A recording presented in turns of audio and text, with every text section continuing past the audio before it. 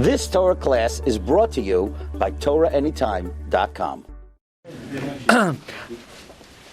Okay, welcome everyone. Bruchim Habayim. Tonight's a very important topic. We're going to discuss a subject that in many people's minds is Mamish Kodesh Kadoshim, one of the most important endeavors in life, one of the most sacred phenomenon in life, one of the most important activities that I think people think they could be involved in. I think, if you look at the entire week, I think most people, the highlight of their week is what we're going to discuss tonight, and that is tonight we're going to talk about sleep. Sleep. Why do we go to sleep? What are the benefits of sleep? What is the purpose of sleep?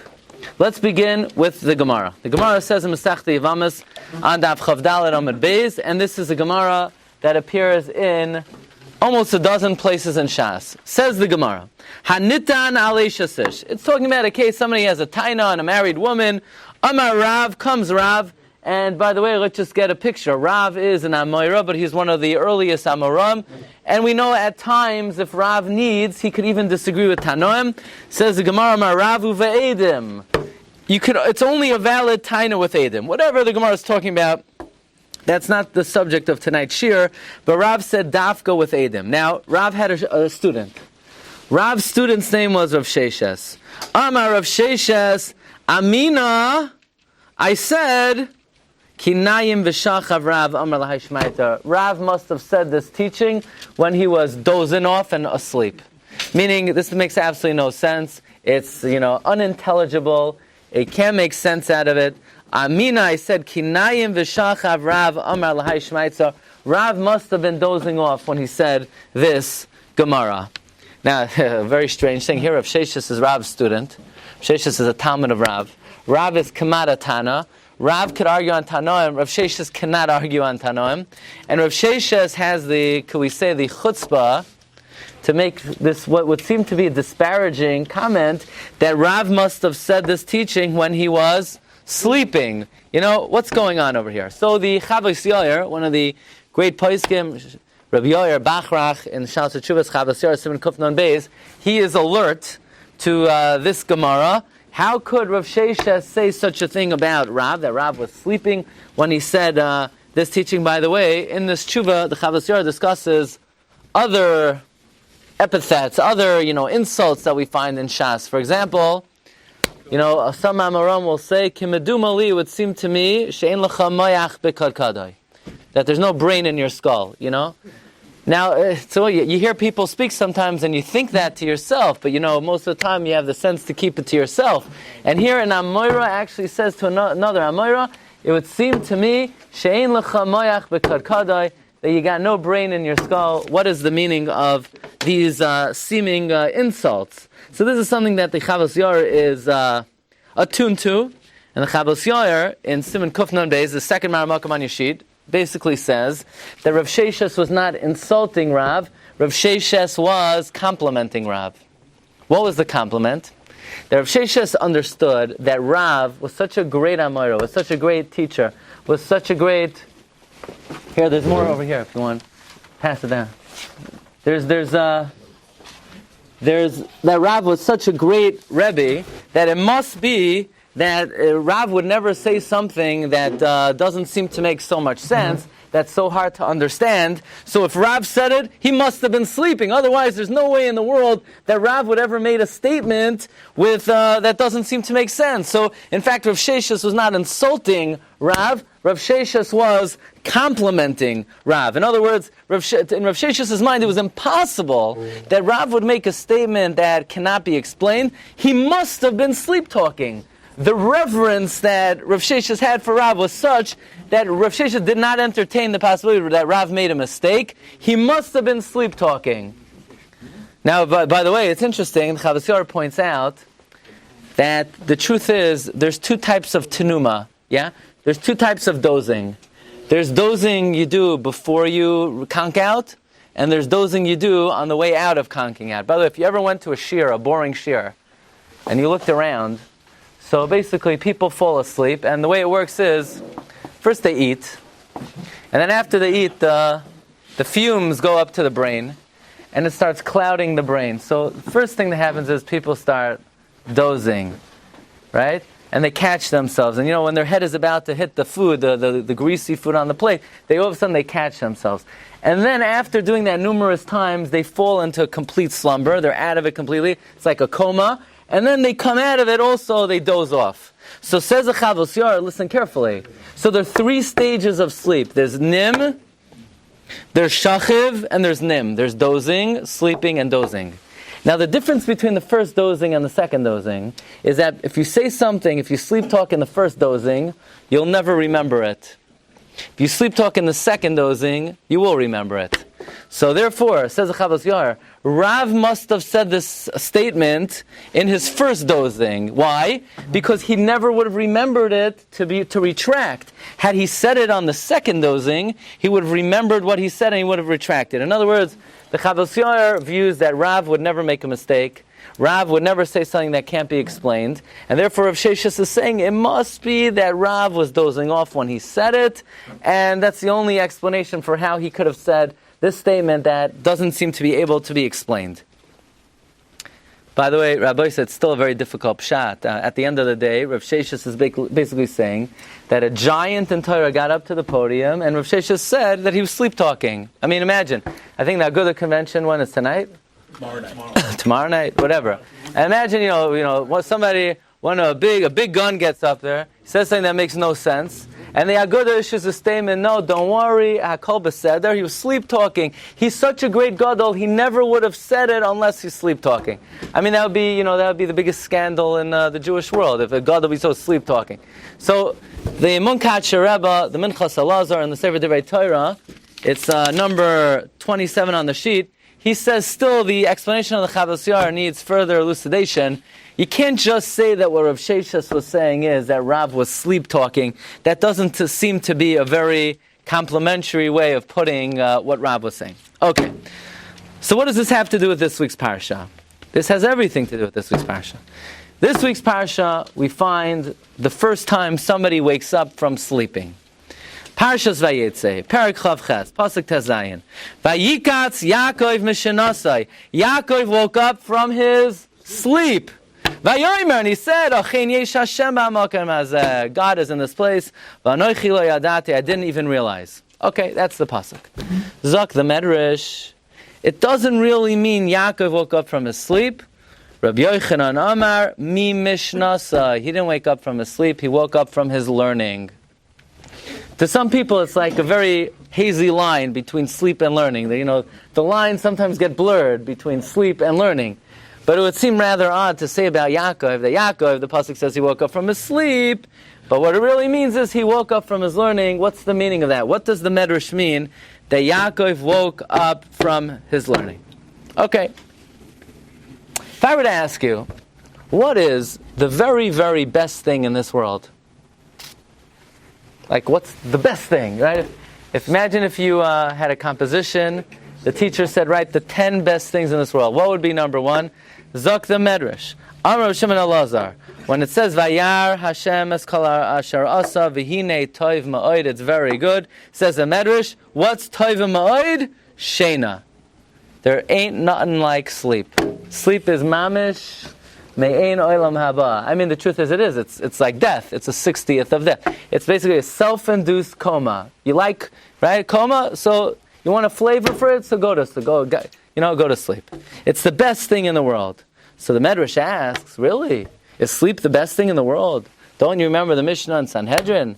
Mishnah in Sanhedrin says, sleep! Sleep is good for the following people. Rishaim. Rishaim, they should sleep and sleep and sleep. Friday night, if you want to be a Rasha, you go to sleep right after the meal. You wake up 10 o'clock. You do more than and that's good for Rishaim. Rishaim belong to sleeping. All you Rishaim out there, you're not sleeping enough. Sleep longer, sleep more, sleep deeper.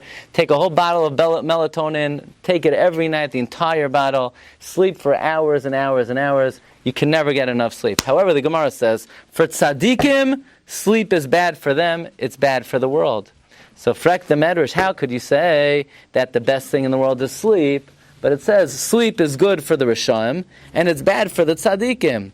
It's good for the world when the Rishaim sleep, it's bad for the world when the tzaddikim sleep. Says the Medrash, no, azoi. Ela mitoich sha'adam yashen kima. The truth is, a little sleep is very good. Now I'm going to tell you a trick. The trick is, sleep is overrated. You don't need as much as you think. Let's say in the afternoon. Let's say sometimes a person is bombed. All you need to do is lie down in your bed and set the alarm for 5 minutes. You're a different person. You need more? 10 minutes. You're a different person. You have to learn how to take a power nap. Rabbi Chanan Wasserman mastered the art. He would sit back in his chair. He would close his eyes for 2 minutes, and he was a different person. Look, sometimes you need more, but that's what the Medrash says. Mitoich sha'adam yashen kima. A person sleeps a little bit, who oimed v'yagea b'Torah harbe. You could really learn a lot. So sleep is a very good thing, but if you sleep just a little bit, you could maximize it, and you could sleep a lot. Okay, we're going to learn some other benefits of sleep. Now let's observe it from a medical perspective. We have some very chashva doctors, so hopefully everything we say here will be confirmed, by the medical world. I don't know if what the Medrash says is accepted today on a medical level, but nevertheless, let's say what the Medrash says. The Medrash says, look at number 8, Pirkei Rebbe Lezer. Ma osa HaKadosh Baruch Hu. Bara sheina l'chayim. He created sleep. There's a gersa for life. Adam shoichev, a person lies down. V'yashen, and he sleeps. V'hu mezoynai, and it's food for him. V'refuasai, it heals him. V'chayim lai, it's life for him. Umenucha lai, and it's rest for him. So let me tell you a big chiddush. People today in America, after every 15 minutes they're hungry, right? You give your kids supper, an hour later, I can't go to sleep, I'm starving. When you're starving, you just ate supper. No, it was so long ago, I'm starving. In America, people get very hungry very quickly. Every day you have to eat 3 meals and snack before and snack after. People are constantly hungry. How come nobody ever wakes up in the middle of the night because they're hungry? I mean, it's a long time. 6 hours, 7 hours, 8 hours. Why don't people wake up in the middle? And if you do, we'll talk later, yeah? But why don't people wake up in the middle of the night? Because they're starving. When a person wakes up in the morning, even Shabbos morning, you sleep longer. Why don't people wake up in the morning, their stomach growling, they're starving, they haven't eaten in so long? And the Perushim on the Medrash, the Radar of David Luria, says in his times, the doctors sort of marveled and wondered, what is it about sleep? So maybe you'll say scientifically the metabolism slows down and the body's not exerting itself and it doesn't really need the food. But I mean, you have people, they sit all day and they're starving all day and they go to sleep. And so the Medrash says, you know why? Because when you sleep, the sleep nourishes you. The sleep is like food for you. It's feeding you. What that means, what the explanation is, I can't tell you. But sleep offers many physical benefits. By the way, I almost gave a shiur on how much sleep do you need. So there's a famous remez that the Chassam Sofer writes in many places that you need to sleep 8 hours, right? From this pasuk. Yashanti az, if you sleep az, 8 hours, yanu achli, you'll be rested. I don't know any great people who ever slept 8 hours every single night. I mean, if you are able to sleep 8 hours a night, like to have a private meeting with you, please explain how you are able to pull that off. How you're able to sleep. But the Chassam Sofer says there's a remez from here that you should sleep 8 hours. So I want to say, what? No? Oh, you always have to look at the gematria. It doesn't say Yashanti Ches. It says Yashanti Oz, 1 and 7. So it's like this. Really, it's 7 hours. The 1 hour is you got to get the pajamas on, and you got to brush your teeth, and you got to, you had your bedtime snack, and you say the Hamapil and Shema. By the way, before you go to sleep, you have to make a bracha. You say Shema, and you have to make a bracha. After you say Hamapil, you're not allowed to talk. Yeah, and it's good for Shalom Bayis. It's not bad for Shalom Bayis. After you say Hamapil, you're not allowed to talk. It's a bracha. It's one of the 100 brachas you have to say every day. People don't know about it because, you're not in yeshiva for the 3 minutes before you go to sleep, but it's a bracha. Like when you wake up, you say Hamaver Sheina Me'enoi. Before you go to sleep, you say Hamapil. And then waking up is also a process. You got to wash negovas, you got to get your... So the sleep process is 1 hour, going to sleep, waking up, and then there's a 7 hour sleep. But even 7 hours, if you could get 7 hours a night, that's also pretty good. Okay, Marv Rabbi, we are going to discuss tonight 3 purposes of sleep. I don't think these are purposes that we've ever thought of or were cognizant of, or maybe we were never even aware of it. One of them we're going to say is Al Pi Chasidus, and two of them are more Al Pi Kabbalah. And these are what is considered the three main purposes and functions of sleep. We'll start with the TorahAnytime HaKadosh. Okay. So we know we all have a neshama. So we learned last week, when do you get the neshama? No? When do you get the neshama? Bar mitzvah. 13 years old, right? 13. So really the neshama has like a 57-year lifespan, right? From 13 until 70. The neshama functions for 57 years on optimal level. Fine. How big is the neshama? Is the neshama like one piece? Or does the neshama consist of little chips? So the TorahAnytime HaKadosh says in Parshas Vayeitzey, in the name of the Arizal, that the neshama really consists of various sparks, nitzotzos. When we say, for instance, that, you ever hear about Gilgulim, he was a Gilgul of him, he was a Gilgul of him, it doesn't mean like, Ruvain, you know who Ruvain is? Ruvain is Shimon. No, Ruvain's Ruvain. There might be one little chip of Ruvain that is borrowed from Shimon, one nitzotz. Now, how big is a nitzotz? Like, what's the life expectancy? We said the life expectancy of the neshama is 57 years. What's the life expectancy of a spark of the neshama? It's 1 day. Which means every day you get another piece of the neshama. And whatever you do on Sunday has no bearing on what you do Monday. Sunday you could be the Gadol Hadar, and Monday you could be the Rosh Hadar, and Tuesday you could be the Goylam Hadar, and every day is a different story. What you do on Sunday has no bearing on Monday, and it has its major advantages. Because if you're the Tzaddik Hadar on Sunday, so you would think, if the neshama, yeah, it's for me? If the neshama is one piece, is one entity, then if you do an Aveira on Monday, then it could sully the whole entity. But the good news is, every day is a separate spark. So if you're a big tzaddik, let's say Sunday, you daven properly, you learn properly, you don't speak Lashon Hara, you don't insult people, and then Monday you blow it, Sunday still remains pristine. Sunday is unaffected, Sunday is still clean. Now the good news is, why is Sunday still clean? But if Sunday remains in me, then when I sin on Monday, doesn't the dirt of Monday sully my neshama? So it goes like this. It says, TorahAnytime HaKadosh, based on this Arizal, we explain what sleep accomplishes. What sleep accomplishes is that if you have a good day on Sunday, the neshama of Sunday, the nitzutz of Sunday, the spark of Sunday, goes up to Shamayim, biyadcha af geruchi. It goes in a safety deposit box, and it cannot be sullied, dirtied, it cannot be lowered, it cannot be made tameh, it cannot be made metuav. That day remains in safekeeping. It's an escrow. And whatever you do Monday, Tuesday, Wednesday, or whatever you do the rest of your life, it does not affect Sunday. So in reality then, every night when your neshama goes up to Shamayim, there's a misa.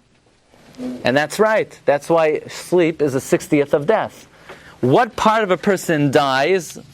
That nitzutz, that spark, dies on a daily basis. Every day. Sunday, when Sunday is over, Sunday is dead. Your nitzutz is dead. We gather the whole shul together. We're going to be maspid you. We're going to bury you. Every day there's a mini levaya. Every evening when you go to sleep, you put yourself on the bed. It's like your kever, and that day is gone forever. Now it has advantages, because if you did good on Sunday, nothing you will ever do will hamper it. So you'll ask, but then how do I correct it? It says TorahAnytime HaKadosh, it's in a special escrow that you can't dirty, no dirt gets into that safety deposit box, but you still have access to the deposit box that you could go in and clean up. So it's like in a special area, it's in a special arena where you could go in to clean and do tshuva and rectify, and you can't go in to destroy and to mess it up. Says TorahAnytime HaKadosh, that is the function of sleep. Function of sleep is to be able to put aside whatever you accomplish so that nothing that is done after that sullies it, dirties it, and affects it. That is the concept of sleep in the world of the TorahAnytime HaKadosh. Okay. Comes about Shem Tov. Yeah, thanks. We don't quote it often, but the Baal Shem is quoted in at least 3 Svarim. that the Baal Shem Tov had a little bit of a twist of the Orach Chaim HaKadosh. Not exactly the way Orach Chaim HaKadosh says it, a little bit of a different take on it. And the Baal Shem Tov, it's quoted in the Sefer Imrei Tzadikim of Reb Tzvi Chassid Miyampala, and it's quoted in the Sefer TorahAnytime, or Rabbi Yitzchak Landau, and it's also in the Baal Shem Tov on Parshas V'aschanan. And basically the Baal Shem said like this. Baal Shem says, Mashal, so there's a king, and the king is going battling another king. So, King Henry is fighting King William. And King Henry fights King William, and he attacks, and he takes spoils. He takes King William's crown, and he takes his royal horses, and he gets a lot of good stuff. And he was advised, listen, King Henry, you got to be careful, because King William is not one and done. King William's coming back tomorrow, and he's going to attack you, and he's going to take back his spoils, and he's going to take stuff from you. So whatever you take spoils, whatever you steal from King Henry, put in the safety deposit box. Lock it up. This way, when he comes and he attacks you back, so at least whatever you got from him is safe. He says, no, I don't want to do that. I want to have access to it. I want everyone to see it. They said, no, don't be a fool. You need to secure your earnings. You need to secure what you've spoiled. So if the king is smart, whatever he wins in day one, he locks it up. Says the Baal Shem Tov, every day is a war. Every day is a battle. Some days you have good days. Some days you're able to fight the Yetzer Hara. Some days after Shachas you say, I'm not going to work unless I learn something. I'm not going to work unless I learn some Musar, some Halacha. Some days you speak nicely to your workers, to your wife, to your children. And some days you just have lousy days. You blow it. You blow the whole day. So if somebody is smart, says the Baal Shem, if he has a good day, he's going to want to lock up whatever he was able to steal from the Yetzer Hara, whatever learning, whatever tefillos, whatever mitzvahs and chasadim that he did on Sunday, he's going to want to lock up. Because when the Yetzer Hara comes back tomorrow, not only is he going to get you to sin, now, honestly, I don't understand how this works. The Yetzer Hara is going to come and take back all the mitzvahs you did yesterday. Now, how he does that, and what this process is, I'm completely unfamiliar with. It doesn't sound like a concept that, as far as I know, has a root that I'm aware of in Shas and Poskim. But that's what the Baal Shem Tov says, that if you do mitzvahs and masim tovim on Sunday, the Yetzer Hara could come on Monday and take away your mitzvahs. Maybe it's the concept of, I don't know, I'm not sure what the concept is. But that's what the Baal Shem, what? Right, the Gemara in Kedushin says that if you're Toya al Rishonos, you lose the mitzvahs. Is that what he's referring to? I'm not sure. But the Baal Shem says, when you go to sleep, you lock up all your mitzvahs, masim tovim, zechusim that you did on Sunday. This way, when Monday comes and Yetzer Hara gets you to do averos, he's trying to open that door, he's trying to open the safety deposit vault, he's trying to get the key, but it's locked up. Going to sleep secures whatever you've done. Says the Baal Shem, an amazing thing. The night before Matan Torah, what were Klal Yisrael doing? They were farshlufen. They were all asleep. Why did they go to sleep? Says the Baal Shem, they dafka went to sleep.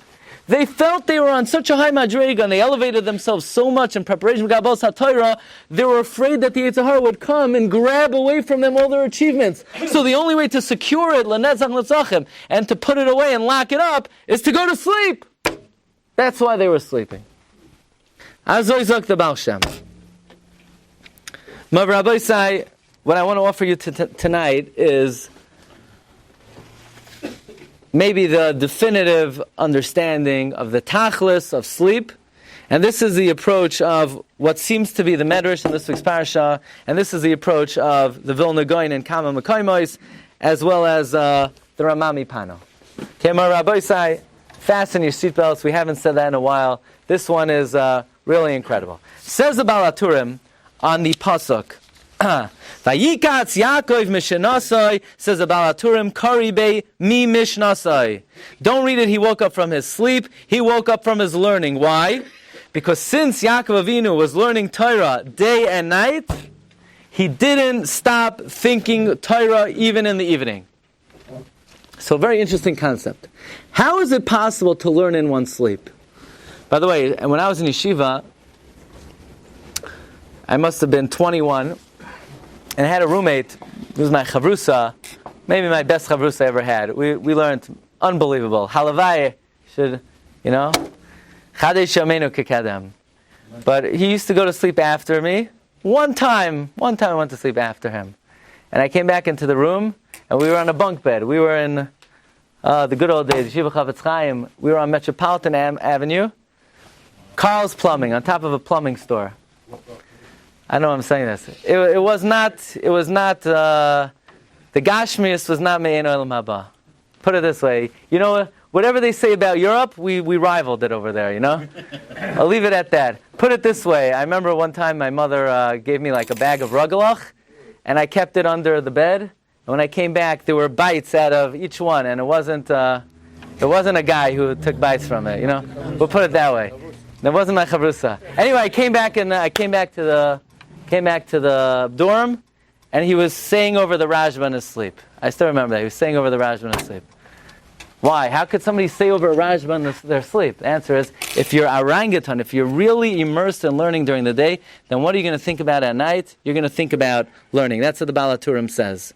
So very interesting, the Roikeach, Rabbi Lezer Migarmaiza, who we've quoted many times, wrote a sefer that we've never quoted before. It's called Chachmas HaNefesh. It says in the Navi Yehoshua, V'higisa b'yoyim v'layla. You should learn day and night. How do you learn day and night? Day I get. Night a little bit. How could you learn the entire night? The answer is, says Rekach, if you think in learning during the day, then the mind will be thinking and learning even when you sleep. There's a Peirush on the Baal HaTurim called Ataros Adar. Ataros Adar is a commentary on the Baal HaTurim written by the Adaras of Eliyahu David Rabinowitz Te'umim. Adaras was the father-in-law of Rav Ram Yitzchak HaKohen Kook. The Adaras wrote a Peirush on the Baal HaTurim, and he writes, what does the Baal HaTurim mean that if you learn during the day, then you're going to think in learning while you're sleeping? So says the Adaras, because the Gemara says in Brachos, that they show you in the nighttime whatever you thought about during the day. Okay. Comes a Vilna Gaon. And Vilna Gaon says something, Ayam B'Naira. Probably it's something that we all heard before, but let's just crystallize it. There's a pasuk in Mishlei. Yiras Hashem l'chayim. Fear of God brings life. V'savei ayolen. It gives you a satisfying night's sleep. Bal yipaked ra. You will not be visited by evil. Says the Gaon in the Vira Agra Mishlei. Says the Vilna Gaon, look on the third line, number 20. Why does God make a person go to sleep? I mean, think about it. So you live 70 years, 80 years, 90 years. What's the point? Just live, let's say, 20 years less, 30 years less, and don't sleep. Like, what does it accomplish to go to sleep? It's not making you better. It's not making the world a better place. For what reason did God create the phenomenon of sleep? For whose benefit? Says the Gaon, Kedei sheyale nishmasai liyeshiva shel mala. When a person goes to sleep, don't escape it. You don't escape the yeshiva, because you think when you're going to sleep, you're going to be, no, you're just going up to the yeshiva shel mala. V'sham megalan la razei Torah. They reveal to you the secrets of Torah. Mashei evshar la'adam lilmod b'shivim shana, lo'imed sham b'sha'achas.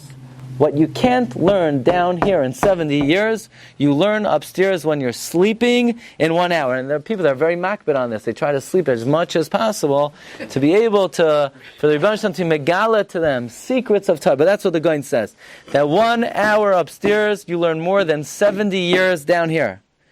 Says the Vilna Gaon. Whatever you learn in Shamayim when you're sleeping, you get no reward for. That is the reward. The reward for learning downstairs Ba'amelos is you go upstairs and the Shiurim they give, it's mamish, like human ki super. They plug in your brain and all of a sudden you get like this storm, a surge of energy of Torah. What it would take down here 70 years, it would take upstairs 1 hour. Therefore, says the guy, the Pshat in the pasuk is like this: Yiras Hashem, the fear of God, l'chayim, gives you life. And if you learn Torah with Yiras Hashem, v'saveya yalin, you'll be satiated with Torah while you go to sleep, bal yipaked ra, and nobody will mess with you during the day. So obviously what the Gaon is saying is, not everybody goes upstairs and all of a sudden they're powering Torah into their brain. It depends on your efforts downstairs. If you learn downstairs, but you're a Shamayim, then in the course of the night, what it would take you down here 70 years to learn, they storm into your mind in the course of an hour. Now, very interesting.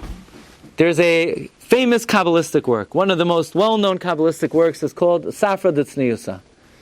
The Vilna Gaon wrote a commentary to the Safra D'Tzniusa. There's an introduction to Safra D'Tzniusa, which was written by Reb Chaim Volozhiner.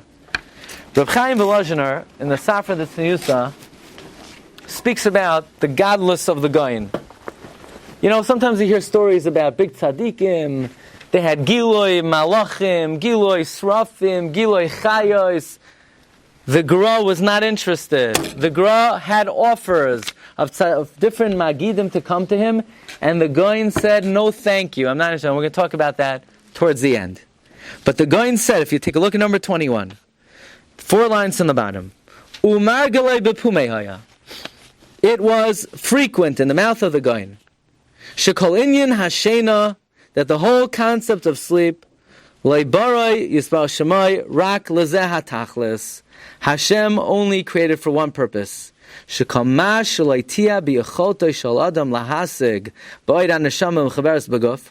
Whatever was impossible for the soul to comprehend because it was attached to the body, listen carefully, the Neshama is Kulei Ruchni. So if the Neshama sits down in front of a piece of Gemara, the Gemara will be comprehended immediately. But the body, which is a physical entity, is a havdalah, is a mesech, is a curtain that stops the spirit, the neshama, from understanding the Torah. The moment the neshama is freed from the shackles of the body, the neshama soars and all the Torah becomes accessible to it immediately. So the moment the neshama goes up to Shamayim, it's able to understand all of the Torah that it could not understand when it was shackled by the guf in this world. By the way, so what did we just learn? That the Gra said that what it would take 70 years to learn in this world, you could learn with 1 hour of sleep. Comes the Pri-Eitz Chaim, Reb Chaim Vital. Reb Chaim Vital basically says the same thing about the Arizal. We know the Ari was makbid, he didn't sleep during the day, except for Shabbos. Shabbos afternoon, the Arizal would sleep 2 to 3 hours. So I know what you're thinking. You're thinking at least 1 minute of the Arizal I'm makbid on, right? No, but the Ari was makbid to sleep Shabbos. You know, he didn't sleep the rest of the week. Maybe he slept 4 hours the whole week. 3 of them maybe were Shabbos afternoon. The Arizal said it was Oinek Shabbos, and whatever the Gemara says about not sleeping during the day, it doesn't apply to Shabbos afternoon. Anyway, so the Arizal was in the middle of sleeping Shabbos afternoon, and his Talmud, Rav Ram Alevi, comes in, and he realized he woke up the Arizal. And he said, on Shul Dekmir, you know, I'm sorry, Rabbi, I see that while you were sleeping, your lips were moving. You want to tell me what you were doing? Says Arizal, I swear to you, I was just in the yeshiva Shalmala. No, Rabbi, what were you learning? We were learning Parshas Balak and Parshas Bilam. Rabbi, you want to say over, I get the zach that you heard in the yeshiva Shalmala? Says Arizal, I swear that if I would darshan now for the next 80 years, day and night, I would not be able to complete what I just learned in that shluf. The Arizal, whenever he would go to sleep, a malach would come, bring up his neshama to Shamayim, and he would ask him, Ari, which yeshiva do you want to go to now? And sometimes, I don't even know what this means, Ari would say, I want to go to Hashem's yeshiva. Sometimes he would say, I want to go to Moshe's yeshiva. Sometimes Rabbi Akiva. Sometimes Rabbi Meir. So basically we have the same thing, that the Gaon says what it would take 70 years to learn, he could get in an hour of sleep. And the Arizal said, if he would speak now for the next 80 years, he wouldn't be able to say over. So who learned more when they were sleeping, the Ari or the Gra? So at first the Ari, because the Ari said it would take him 80 years. The only thing is, the Ari slept 2 to 3 hours. The Gra in 1 hour was able to do 70 years. Anyway, it's probably all lav dafka, 70, 80. I don't think it's bedafka. The point is, what they did in their sleep, we can't do our whole life, you know? Marv Rabbeisai, the Chida brings this down about the Arizal as well. And the Chida says that this is really a medrash. This is not Al Pi Kabbalah, it's a medrash. The medrash says that when David ran away to Shmuel, says the medrash Yalkut Shemaini, Oisa halayla shebarach David lomad mishmuel mashen talmud vasik lomad shana. That David learned in one night what you couldn't learn in 100 years. How's that possible? The answer is when you're sleeping and your soul is elevated, you could learn in 100 years what it would take a normal person. You could learn in 1 hour, it would take a normal person to learn in 100 years. Okay, Rabbi Sai, you came out Erev Thanksgiving, so you can get a big treat. Okay, there's mamish oyam, and if you came down to Olam Hazeh just to hear this, it was kedai. Comes the Ramami Pano. By now we know the Ramami Pano. We mentioned many times, we were zoichet to be by his kever 2 times in Italy, in Mantua. The Ramami Pano is Megala, tremendous sight. Let's talk about Rav. Any person who ever opened up a Gemara learned statements of Rav. Rav is Tanahu Paleg. Rav was like a middleman between the Tanoim and between the Amoram. Can I ask you a question? Please tell me you've thought about this. What do you think his name was? I'm saying you know, right? You know my name is not Rabbi, right? You know that's not my name? It's just... You think his name was Rav? Are you out of your mind? His name was not Rav. He's a Rav. His name was not Rav. So what was his name? What was Rav's name? His name was Abba. Very good. Abba Aricha. Abba Aricha. Who's Abba? There are many braisos and shas that quote a Tana called Abba. Whoa, wait a second. Who's Abba? Says Ramami Pano, we mean who's Abba? You ever open up the Zohar HaKadosh? Who wrote the Zohar HaKadosh? The student, not Rav Shimon Bar Yochai. Rav Shimon Bar Yochai didn't write anything. Rav Shimon Bar Yochai dictated the secrets of the Zohar to his student. Who? Rabbi Abba! Rav was Rabbi Abba, the author of the Zohar HaKadosh. Mamish Soid Nifla. Rav wrote the Zohar. Rav is the Tana Rabbi Abba.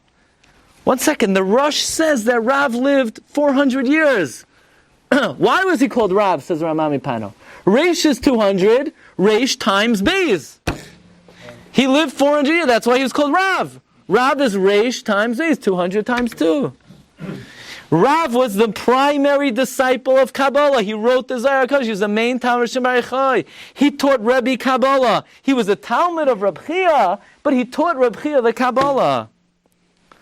Does anybody know what year Rav died? What year was Rav Niftar? It says Ramami Pano, he was Niftar in the year 4001 from creation. 4001, that's unbelievable. Because Gemara says in Avodah Zarah, the world lasts for 6,000 years. The first 2,000 years are Tohu Vavayu. The next 2,000 years are Yemei Torah. And the last 2,000 years are Yemei HaMashiach. That means Rav died at the end of the 2,000 years of Torah. That's right. Rav was the last Tana. Rav wrote the Kabbalah. Once the Kabbalah was written, Torah is over. It's closed. Rav died at the end of the 2,000 years of Torah.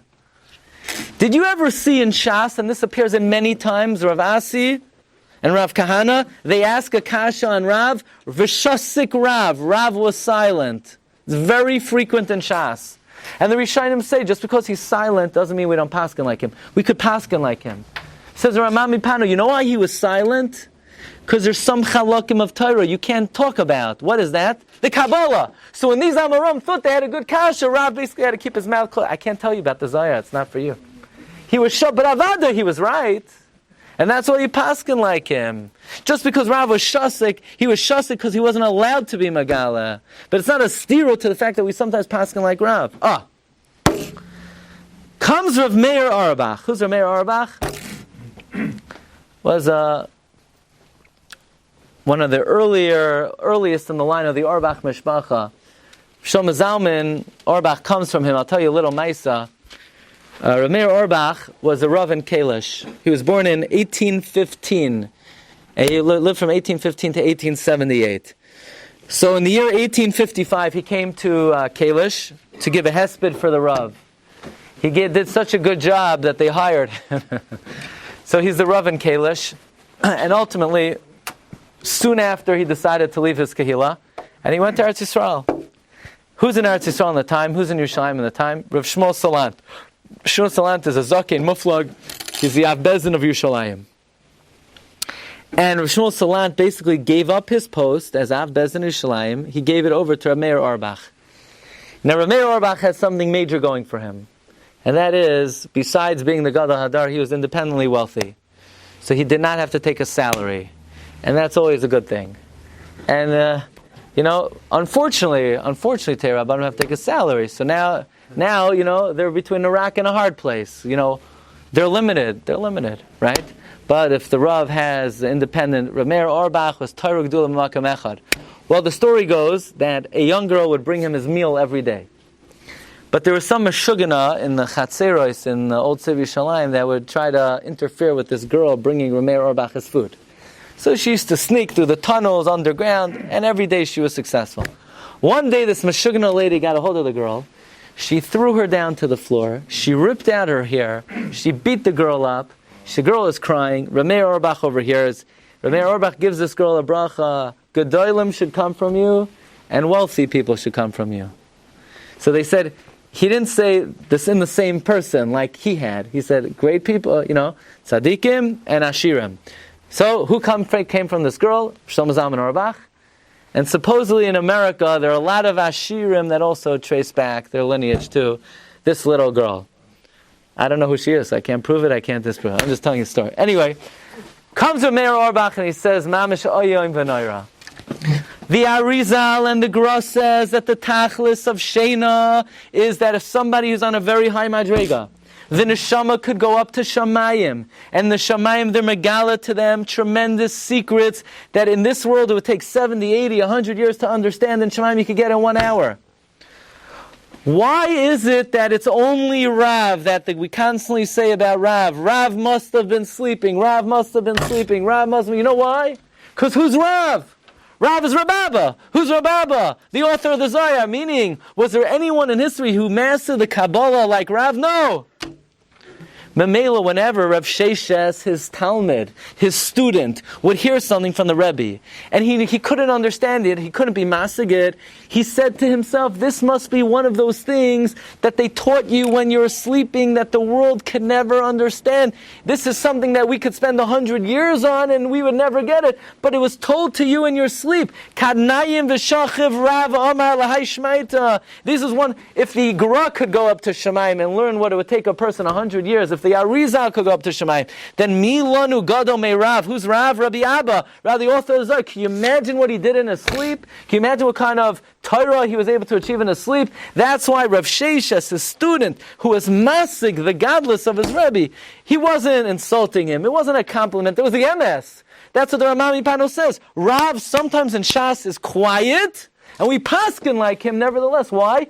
Because what he was given min hashamayim is almost lamala mehasagasenu. That's the pshat in kad shachiv, kad nayim v'shachav Rav Amar Lahai Shmaita. So it's very interesting.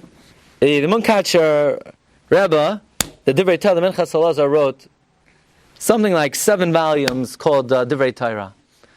So in volume 4, the Minchas Elazar is bothered by this question. What does Rav Sheshes mean that Kanayim v'shachav Rav Amar Lahai Shmaita, that Rav must have been sleeping? He says this exact pshat. That when you go up to Shamayim, like the Arizal, like the Gra, the Neshama goes up to Shamayim and they're Megala to you, Soidei Torah. And the same way when Rav is Shasak, it's because he wasn't allowed to be Megala. When Rav Sheshes said, Kanayim v'shachav Rav, he meant he must have accessed something from Shamayim that the world wouldn't be privy to without him. He doesn't quote that Rav Meir Auerbach, the Imrei Bina beat him to it. Because the Munkacher Rebbe lived in the beginning of the 20th century. But Meir Auerbach, he already said this chiddush 100 years earlier. It's not a kasha. I don't think the Munkacher, we can't expect him to have seen every sefer in the world. Imrei Bina's not the most common sefer in the world, so he said it on his own. In volume 4, he says this chiddush on his own. Comes volume 7, and he says the whole chiddush again, and he says, by the way, I happened to get my hands on the Imrei Bina. And I see that I was mechavein to daitoi hakdosha. I came to the same conclusion as the Imrei Bina, that pshat in kadnayim v'shachav Rav Amar Lahai Shmaita. Okay. Comes Rabbi Yosef Shol Halevi Natanzan, the Shalom Eshev. And the Shalom Eshev says, well, wait a second. Today was his yahrzeit? Shamash Aliyah, Gan Eden Tei Menuchas. You know, my grandmother in the Holocaust was together with a woman, Mrs. Natanzan, who watched over. She was a descendant of the Shalom Meshav. Anyway, Shalom Meshav asked, so wait a second. You're telling me that when you go to sleep, your neshama goes up to Shamayim, and they teach you the secrets of Torah, and what they teach you in 1 hour, it would take you 70, 80, 100 years to learn downstairs. What's going on over here? Let's take a look in the Gemara number 29. The Gemara in Sukkah on Daf Chavav on the base. Amar Rav! I'm going to tell you Chiddush now. Asur liadam lishain b'yayim yoyser mishinas asus. You're not allowed to sleep in the day more than a horse sleeps. I want to tell you Chiddush. Keep in mind, who says this statement that you're not asleep during the day? Rav. The one who everything he says that we don't understand, we say, where did he get it from? He must have been sleeping. He says you're not allowed to sleep during the day. Interesting. We can come back to that. And how much does a horse sleep? 60 breaths. Says Abaye, my Rebbe Nachmani slept like Rav slept. Rav slept like Rebbe slept. Rebbe slept like David slept. David slept like a horse. How much does a horse sleep? 60 breaths. By the way, it's Machlokes Achronim. What are you not allowed to sleep during the day? 3 minutes, 30 minutes, or 3 hours? By the way, it's not usher to sleep during the day. It's like a milsa de chasidus. It's like a saintly practice, not an isser. Anyway, the Gemara continues. Abaye havanayim. Abaye slept kedemaayo bim Pompadisa lebeikubi.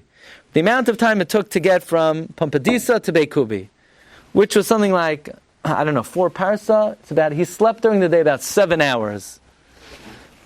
Kari alei Rabbi Yosef. Rabbi Yosef said, Abaye, you know what you are? Ad Masai Otzel Tishkav. You're a nutzel. You sleep so long during the day, you're a nutzel. So ask Rav Natanzan, Rav Yosef Shal Alevi Natanzan, why is Rav Yosef criticizing Abaye? If the Arizal could go up to Shamayim and learn what it would take a normal person to learn 100 years, 80 years, 70 years, if the Gra says that all the secrets of the Torah they reveal to you in your sleep, why is Abaye being criticized by Rabbi Yosef? I thought it should be a good thing to go to sleep. That's the kasha of Rabbi Yosef Shal Levi Natanzan. Other achronim ask, why does the Gemara say sleep for tzaddikim is a bad thing? It should be a good thing. Sleep should be a good thing. So Rav Natanzan answers like this. Rav Natanzan answers, you only get the secrets of the Torah, the Gemara says, when you fall into a really deep sleep. And your body and your soul exits the body. But if you're just dozing off, let's say you're at a shiur, and the rabbi is supposed to finish 9:15, and I'm hungry, I'm tired of this, and you start dozing off at the end of the shiur. You haven't separated from your body yet. You're not getting secrets of the Torah.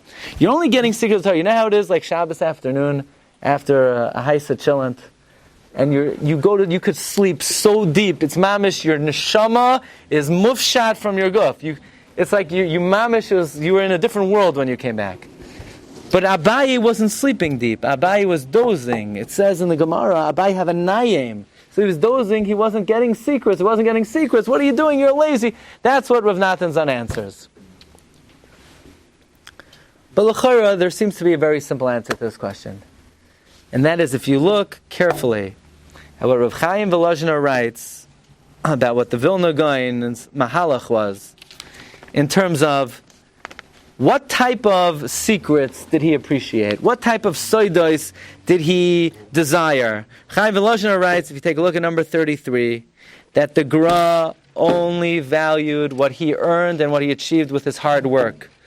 Chaim Volozhiner writes, many magidim, many malochim, awesome and incredible beings came to the Vilna Gaon and they said, Rabbi Eliyahu, we want to teach you Kabbalah, we want to teach you Soidos, we want to teach you Kol HaTorah Kula. The Gra says, it's been nice knowing you, maybe go somewhere else. You came to the wrong guy. I'm completely not interested. I don't want any Soidos that don't come from my Amelos. I don't want to speak to Malachim. It's only me and God. I want God to give me the Soidos HaTorah after I sweat and after I did Amelos and after tremendous Yagiyah. In fact, Rav Chaim Volozhiner had a brother who was younger than him and who Reb Chaim says was greater than him. His name was Reb Shlomo Zalman of Volozhin. The Gra once told Reb Chaim to go to his brother, Reb Shlomo Zalman, and tell his brother, by the way, in a day or 2 days, a malach is going to come to you, tell him to get lost. It's not kedai to learn Torah from a Maggid. So Chaim said to the Goin, but the Beis Yosef learned Torah from a Maggid. So the Goin said that was 200 years ago. 200 years ago, when you learned Torah from a malach, you could be confident it was kadosh, it was tahar. And plus, the Beis Yosef was in Eretz Yisrael. In Chutz La'aretz, if you're having any spirits come to you, even if they're teaching you Torah, it could be mixed with Dvarim Tameim, it could be coming from the Sitra Achra. It's not kedai. So I'm just telling you something good to know. If tonight you go home and some malachim want to come teach you something, tell them, not right now, you're not ready for that. Okay, but the Vilna Gaon said further. Vilna Gaon said in the last paragraph, Oh, Gedolah mizu haya omer. The Gra would say further, that even the secrets of Torah that a person achieves in their sleep, when they go up to Shamayim, and even though they could teach you in 1 hour what it would take 70, 80, 90 years to accomplish, that was not valuable to the Vilna Gaon. In fact, we read earlier that the Gaon said on Mishlei that me'oisai halimud einoy baloi shum schar klal. There's no reward. It's a freebie. It's a government handout. It's just a gift that's not valuable. The only thing that really has value in this world is what you mutchazech, what you strain yourself, what you do amelis for. The purpose of being in this world is not to have some kind of photographic memory. Somebody who has a photographic memory and has an Eloi and he knows Kol HaTorah Kula, it's not valuable. What's valuable is a guy who has a shvera cup and he sits down at night when he's dead tired and he breaks his head to understand 1 or 2 lines of Gemara. That's more valuable than knowing Kol HaTorah Kula. Amelos is infinitely more valuable. The Gra would not accept Magin. Can you imagine? A Malach could come to the Gra and put it Oitzar HaChachma into his brain in 3 seconds flat. The Gra said, no, thank you. I'd rather torture myself to understand 1 word of the Torah Akdosha than be given a freebie. And l'chara, that's the reason why Rabbi Yosef said to Abaye, Ad Mosai Atzal Tishkav. Avada. The Rav Yosef Shal Levi Natanson is correct. Abaye, certainly when he slept, his neshama went up to Shamayim and he got Kol HaTorah Kula. But at the same time, Rav Yosef was still criticizing him because that's not the goal. The purpose is not to go to sleep and learn Kol HaTorah Kula from Magidim and Malachim. The purpose is to stay up. Sheina is Ra La'olam. Basically you think about it. What's sleep? You could be alive and you choose to put yourself into self-induced death. Right? You can't do anything while you're sleeping. It's an ivaron, it's a blindness. Where a person, the most important thing in this world is to be sleeping. Basically, the most important thing to be in this world is not to be in this world. The tachas in this world is not to go up to Shamayim, not to be given gifts of Razei HaTorah. Purpose is to be in this world, Ba'amelos, B'yagia, and that is the most valuable thing a person could accomplish. Ba'il Mazer, Rabbi, Shluf Gesundheit, Shkayach. And moreover, Rabbi said, if we could add just one very important point, based on the Vilna Gaon, based on this idea of the Gaon and the Arizal, that when a person goes to sleep and their neshama goes up to Shamayim and they teach them the great secrets of the Torah, perhaps we could add, we mentioned that according to the Baal Shem Tov, the reason Klal Yisrael went to sleep before Kabbalas HaTorah is sleep locks away whatever you accomplished the day before, so that the Yetzer Hara cannot access it anymore.